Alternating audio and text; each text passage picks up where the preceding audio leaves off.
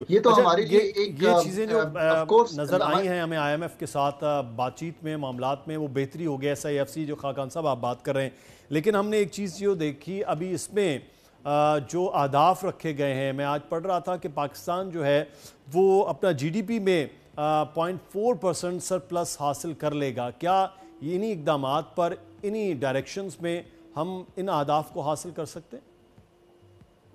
देखिए, सो असल बात तो ये है कि आप बढ़ रहे हैं टुवर्ड्स मैक्रो इकोनॉमिक स्टेबिलिटी।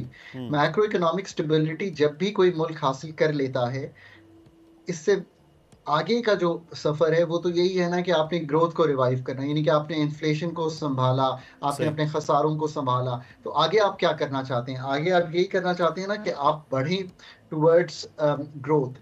ये जो आपने पॉइंट 4 का जिक्र किया, ये तो है हमारा खसारा जो कि जी। प्राइमरी सरप्लस का हम करना एग्जैक्टली। चाहते हैं। फिजिकल का खसारा कम करना चाहते हैं, प्राइमरी सरप्लस की तरफ बढ़ना चाहते हैं। प्राइमरी सरप्लस जो है वो ये होता है कि जब आप इंटरेस्ट पेमेंट को निकाल दें अपनी पेमेंट्स में से, तो आपके पास क्या रकम बचती है। अगर वो जी। प्राइमरी सरप्लस हो तो उसको ये आईएमएफ से हमने तय किया हुआ है। हमें अपना ओवरऑल फिस्कल का खसारा संभालना है। मैं इसके साथ साथ हमेशा ये गुफ्तगू करता हूँ कि ये पाकिस्तान को इन द शॉर्ट रन एक मैक्रो स्टेबिलिटी तो जरूर दिखाई देगी, बट आपको अपने फंडामेंटल कामों से, प्राइवेटाइजेशन से, एफपीआर की बेस बढ़ाने से, एनर्जी सेक्टर को डिसरप्ट करके उसको बेचने से, उसकी एफिशिएंसीज लाने से, टैरिफ रिजीम्स को ठीक करने से, पाकिस्तान के एग्रीकल्चर की सलाहियत पैदावारी बढ़ाने से, इन सब चीज़ों से इनहराफ नहीं करना चाहिए। हम्म। ये फील गुड फैक्टर जो इस वक्त क्रिएट हो रहा है, उसको यूज़ करें कि लोकल डोमेस्टिक इन्वेस्टर जो है वो भी एसआईएफसी के थ्रू एक्साइटेड हो। पाकिस्तान का जो एंटरप्रेन्योर है वो पाकिस्तान की रियल एस्टेट से पैसे निकाल कर उसको डिसइंसेंटिवाइज करें। हम्म। वो स्टॉक मार्केट में, जो कि अब इस एक बेहतर रिटर्न दे रही है, उसमें इन्वेस्ट करें। पाकिस्तान के फंडामेंटल स्ट्रक्चरल मसाइल को हल करना, पाकिस्तान का एक बहुत बड़ा एक्सपेंडिचर का रिफॉर्म करना, ये सब हमारा काम है। आईएमएफ हम्म। आपको एक हद तक हेल्प कर सकती है।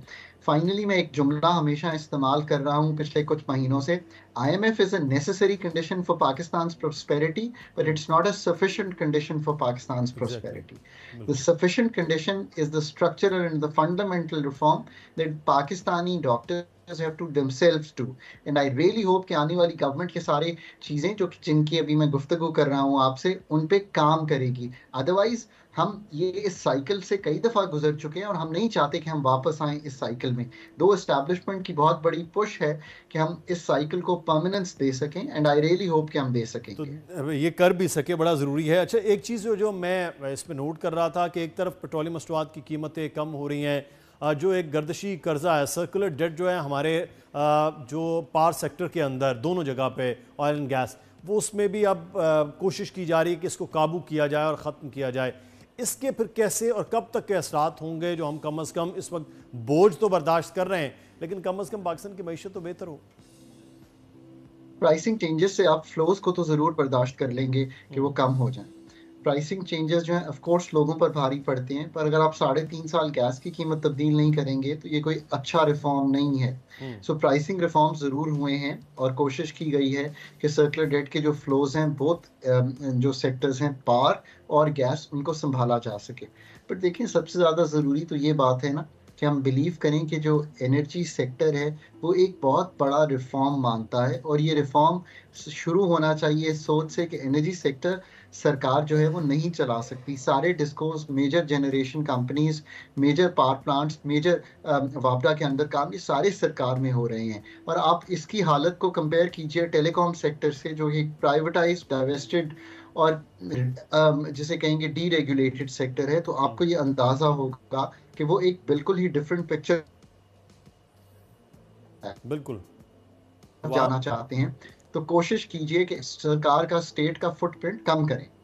और उसका तजुर्बा भी इवन पाकिस्तान में प्राइवेटाइजेशन की जो आप बात कर रहे हैं वो बड़ा अच्छा रहा था जब पीटीसीएल का मामला भी हुआ। तो अब इसको देखना है कि कब तक गवर्नमेंट जो आए और प्राइवेटाइजेशन के अमल को मुकम्मल करे, तो पाकिस्तान में जो डिफरेंट इंस्टीट्यूशंस हैं वो बेहतरी की जानिब बढ़ सके। बहुत शुक्रिया। खाकान नजीब साहब हमारे साथ मौजूद थे, माहिर मुआशिया।